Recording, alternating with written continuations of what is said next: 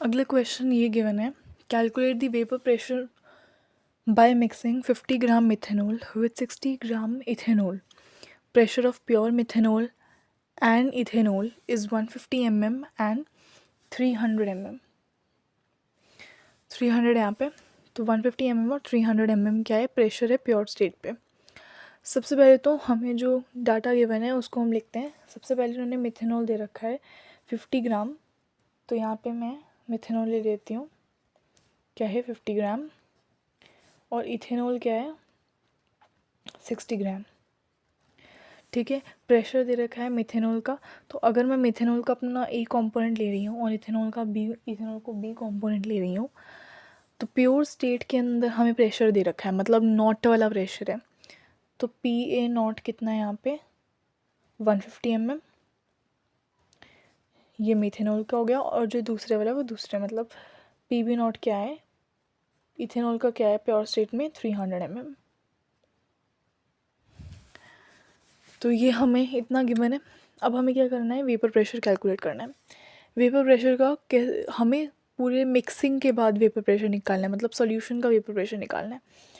तो मतलब P total निकालना है, वो क्या होता है x c into p a naught plus में x B into P B not.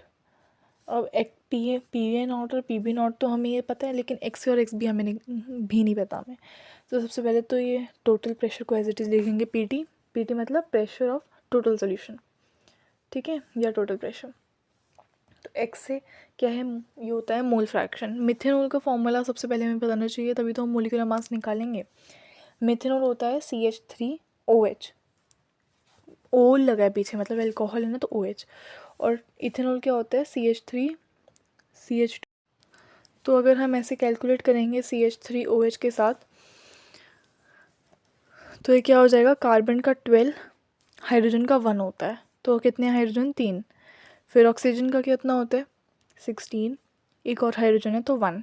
ठीक है, ऐड करेंगे इसको, तो ये आ गया यहाँ पे 12 और ये आ गया 32. तो मिथेनॉल का मास आ गया 32, और ऐसे जब हम इथेनॉल का निकालेंगे तो ये 46 आ जाएगा. ठीक है, तो मोल फ्रैक्शन कैसे होगी, सबसे पहले हम ए कंपोनेंट के मोल्स लिखेंगे अपॉन में दोनों कंपोनेंट के मोल्स. तो मिथेनॉल के मोल्स कैसे होंगे, मास गिवन मास अपॉन में मॉलिक्यूलर मास कितना है 32, अपॉन में दोबारा से मिथेनॉल के मोल्स, ये मिथेनॉल के मोल्स हो गए, प्लस में इथेनॉल के मोल्स. इथेनॉल का गिवन मास कितना है 60 और मॉलिक्यूलर मास है 46. ठीक है, इनटू में पी ए नॉट है 150 mm, प्लस में एक्स बी क्या है, अब हम मोल्स निकालेंगे इथेनॉल के, तो इथेनॉल के मोल्स को मोल फ्रैक्शन निकालेंगे इथेनॉल का. तो इथेनॉल के मोल्स को अब हम ऊपर रखेंगे, मतलब 60 अपॉन में 46 रखा हमने ऊपर, अपॉन में 60 अपॉन 46, इसके नीचे इसके और इसके दोनों का आएंगे. तो इसका हमने लिख दिया, इसके मोल्स कितने हैं 50, अपॉन में मॉलिक्यूलर मास था 32, इनटू में पी बी नॉट कितना है 300, ये लिख दिया हमने. अब हम इसको सॉल्व करेंगे. ठीक है, तो ये प्रॉपर 2 पे तो जाएगा नहीं है, 1 पॉइंट कुछ ही आएगा. यहाँ पे भी 1 पॉइंट कुछ भी चला जाएगा. अगर मैं करके दिखाऊँ, यहाँ वैसे 50 लिख देते हैं, यहाँ पे 32 लिख देते हैं, तो 1 ज़ा भी जाएगा. तो 32 0 10 4 1 180, और यहाँ पे अगर हम पॉइंट लगा लें तो 32 6 12 1 18 19, तो ये जाएगा कहीं 5 पे, तो 1.5 समथिंग पे जाएगा. तो 1.5, नीचे भी यहाँ पे क्या आ गया 50 डिवाइड बाई 32, तो ऊपर भी था सेम ही आ गया 1.5. और अगर हम आगे 60 डिवाइड बाई 46 करेंगे, ये 60 है, इसको 46 से डिवाइड करेंगे 1 46 0 10 4 5 1, ये 140 समथिंग आ रहा है. तो ये 4 24 6 16, तो ये समथिंग 3 या 2 पे जाएगा. ठीक है, तो ये किस पे जाएगा 1.3. तो यहाँ इसका आंसर आ गया 1.3, इनटू में 150, प्लस में इसका तो हमें पता ही है 1.3, अपॉन में टोटल तो दोनों में सेम ही रहेगा 1.5 प्लस 1.3 इंटू 300. ठीक है, तो हमने क्या लिखा 1.5, अपॉन में ये 2.8 हो गया, इंटू 150, प्लस में 1.3 अपॉन में 2.8 इंटू 300. एक डेसिमल से एक कैंसिल, एक से एक कैंसिल. अब हम इसको सॉल्व कर लेंगे. 15 को 28 से डिवाइड करेंगे, फिर इससे मल्टीप्लाई, इसको इससे डिवाइड करेंगे, इससे मल्टीप्लाई, फिर दोनों को ऐड कर देंगे, तो ये हमारा टोटल प्रेशर आ जाएगा हमारे सॉल्यूशन का, मिक्सचर का। ठीक है, अगला क्वेश्चन देखते हैं। अगला क्वेश्चन है ये वाला। इसमें क्या बोल रखे हैं इन्होंने, हमारे पास वही मीथेनॉल और इथेनॉल है। इस बार इन्होंने हमें प्योर स्टेट में प्रेशर दे रखा है P0 का और PV0 का, लेकिन हमें इस बार इन्होंने मास नहीं दे रखा दोनों का। ठीक है, कि मिथेनॉल कितना है, इथेनॉल हमने कितना ले रखा है ग्राम के अंदर। इन्होंने बोल दिया बस इक्वल मास है, जितना मिथेनॉल का मास है उतना इथेनॉल का मास है। अब हमारे पास इक्वल मासेस हैं, तो हम क्या कर लेते हैं, मास को लेट कर लेते हैं कि मास कितना है m ग्राम पे। ठीक है, m है हमारा मास, तो हम सिंपल फॉर्मूला अप्लाई करेंगे भी। ये P टोटल होता है, क्या होता है, XA इंटू PA0 प्लस में XB इंटू PB0। ठीक है, ये होता है ना फॉर्मूला। अब हम मोल फ्रैक्शन निकालते हैं ए का।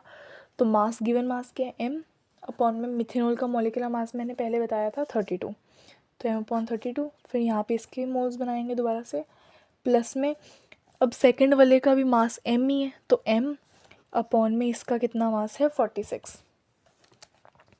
तो इसका कितना मास हो गया 46 इंटू PA0 क्या दे रखा है इन्होंने मुझे 150, तो 150 से मल्टीप्लाई, प्लस में x भी कितना है हमारा मास वही m, क्योंकि दोनों का मास सेम है, अपॉन में उसका मास, इथेनॉल का मास कितना आ रहा था 46, अपॉन में दोनों में सेम आता नीचे, तो m/32 m/46, और इनटू में हम क्या कर देंगे 300। ठीक है, इतनी चीज़ हो गई। अब यहाँ पे m की वैल्यू नहीं दे रखी, तो हम pt को कैसे निकाल लेंगे। हमें बेसिकली क्या करना होगा, यहाँ पे हम एक को निगलेक्ट कर देंगे, या हम क्या कर देंगे, अगर हम कैलकुलेट भी करें नॉर्मली भी, ठीक है, तो यहाँ से हम कॉमन निकाल सकते हैं। ठीक है, और दोनों में कैंसिल हो जाएगी चीज़। ठीक है, तो अगर हम इसमें क्या करें, यहाँ पे ना हम दोनों में से m को कॉमन निकाल लेते हैं, जैसे कि यहाँ पे भी m को कॉमन निकाल लिया। ठीक है, अब क्या कर रहे हैं, हम m को कॉमन ले रहे हैं, तो यहाँ से ऊपर से भी m कॉमन ले लिया, नीचे से भी m कॉमन ले लिया। ऊपर क्या बच गया 1/32, और नीचे क्या बच गया 1/32, प्लस में 1/46 इंटू 150, और यहाँ पे भी ऐसे ही हम क्या कर देंगे, इसको हम ओवरऑल अपनी पूरी इक्वेशन में कर देते हैं, में से कॉमन ले लेते हैं। तो यहाँ पे क्या बच जाएगा 1/46, 1/32 प्लस 1/46 इंटू में क्या आ गया 300। सबसे पहले तो m और m को कैंसिल कर देते हैं।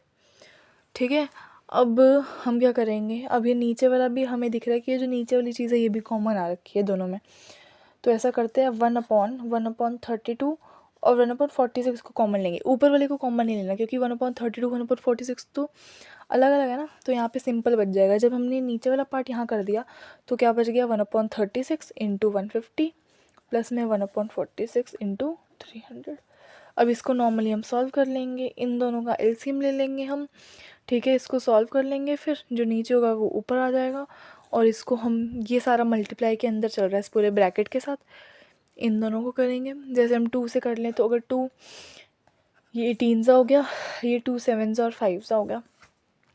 ठीक है, इस तरीके से चल देंगे, फिर इसको 3 से डिवाइड कर देंगे, तो ऐसे हम अपनी पूरी आगे कैलकुलेशन कर सकते हैं बहुत ईजीली। ठीक है, अब हमारे पास क्या आता है, एक और ऐसी पार्ट आता है जिसमें, जैसे यहाँ पे तो अभी इन्होंने हमें क्या बोल दिया था कि यहाँ पे इक्वल मासेस हमने ले लिए। अगर ये हमें बोल दें कि हमारे पास इक्वल मासेस नहीं है, हमारे पास इक्वल मोल्स ले रखे हैं हमने। ठीक है, तो अगर हमारे पास इक्वल मासेस की जगह वो एक और पार्ट आ जाए जिसमें उन्होंने इक्वल मासेस नहीं बोला, उन्होंने बोल दिया इक्वल मोल्स, तो हमारा क्वेश्चन और भी ज़्यादा ईजी हो जाएगा। इक्वल मोल्स का पता है क्या मतलब होता है, इक्वल मोल्स का मतलब होता है कि दोनों के ही मोल्स इक्वल हैं।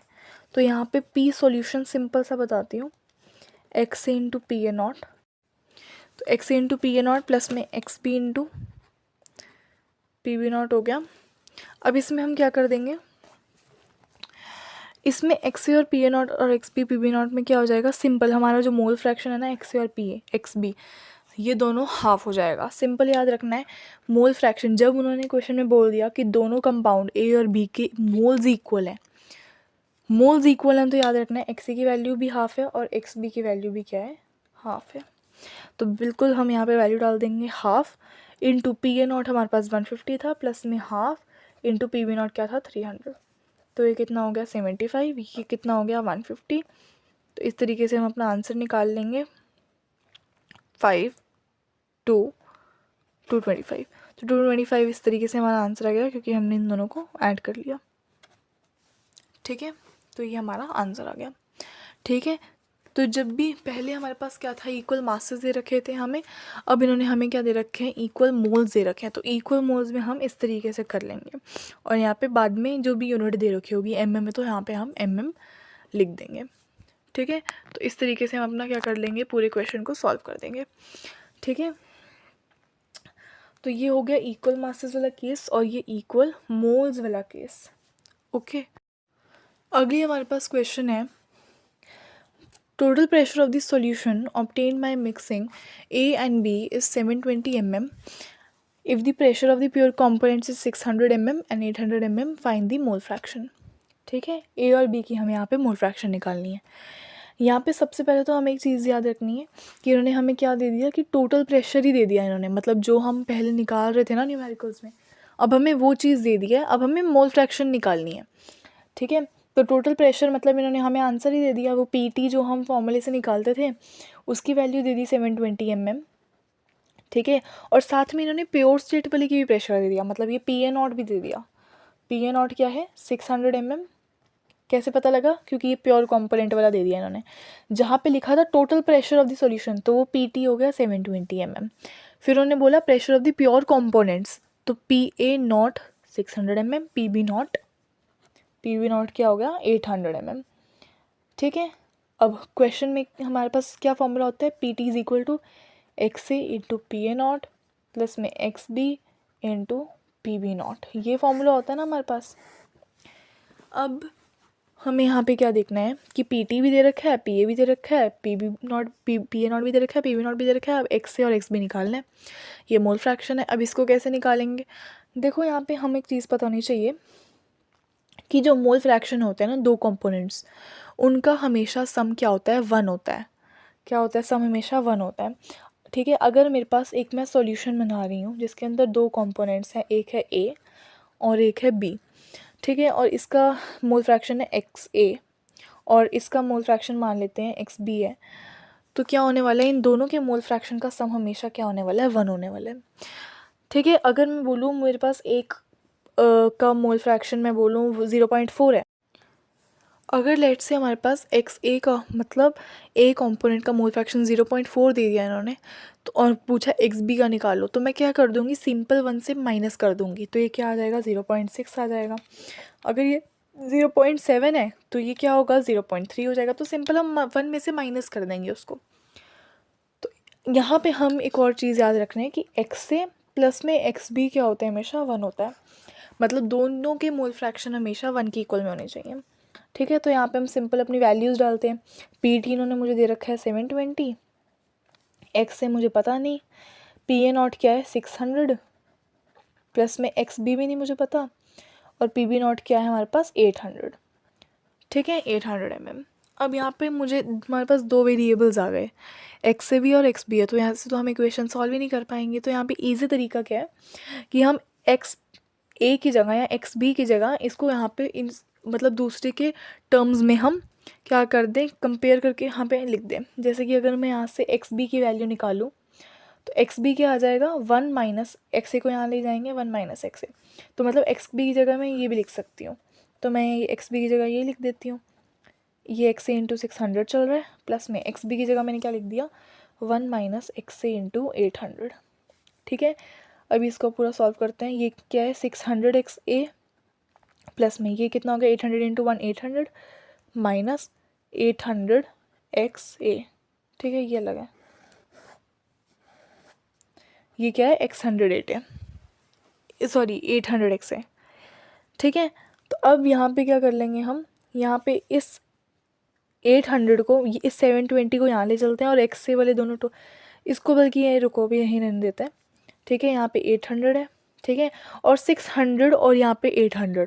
ठीक है, तो -8, तो यहाँ पे हमने देखना, देखो 800 हमने एज इट इज़ लिख दिया, 700 एज इट इज़ लिख दिया। अब एक्स ए वाला देखते हैं, -800 और यहाँ पे +600 है, माइनस वाला बड़ा है ना, तो माइनस और 800 माइनस 600 कितना होगा 200, तो ये 200 एक्स से आ गया यहाँ पे।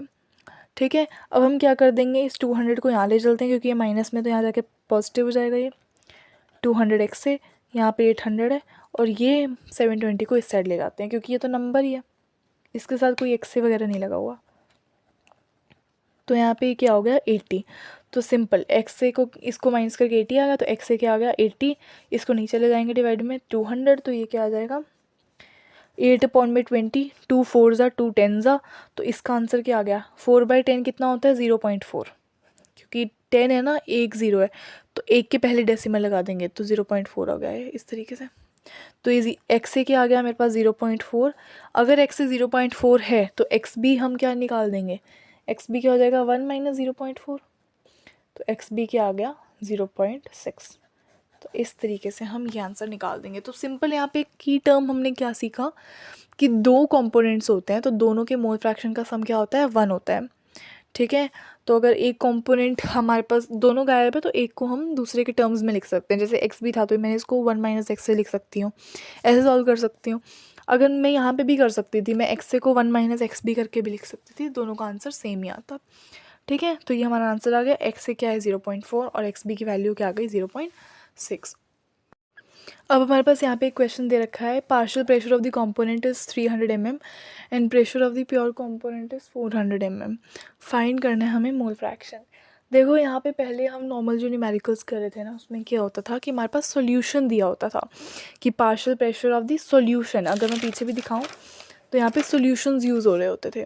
लेकिन यहाँ पे इन्होंने क्या बोल दिया, हम यहाँ पे एक सिंगल कंपोनेंट की बात करें, जैसे सपोज़ मैं सिंपल ए की बात कर रही होंगी, कोई भी कंपोनेंट मैंने ले लिया, सपोज़ कर लो मैंने कल्ला ए ले लिया, ठीक है, तो मैं उस कंपोनेंट की यहाँ पे बात कर रही हूँ, ठीक है। तो partial pressure of the component हमने ले लिया, इन्होंने दे दिया क्या है 300 mm। तो पार्शियल प्रेशर मतलब वही जो टोटल पार्शियल प्रेशर हम लेते थे ना, ये वही है, ठीक है। तो इन्होंने बोल दिया कि पार्शियल प्रेशर क्या हो गया, टोटल तुम्हारा पार्शियल प्रेशर क्या है 300 mm है, ठीक है। या जैसे हम सिंपल करते थे, तो इन्होंने क्या बोल, और फिर आगे क्या बोल दिया कि प्रेशर प्योर कंपोनेंट का क्या है। अगर मैं सपोज़ कर लेती हूँ यहाँ पे पीटी भी नहीं, क्योंकि यहाँ पे दो कंपोनेंट्स ही नहीं है कि हम टोटल लें, ठीक है। हमने सपोज़ कर लिया, इन्होंने क्योंकि एक ही कंपोनेंट का दे रखा है तो हम एक कंपोनेंट को ए मान लेते हैं, लेट कर लेते हैं कि हमारा कंपोनेंट जो है वो क्या है ए मान लिया हमने, ठीक है।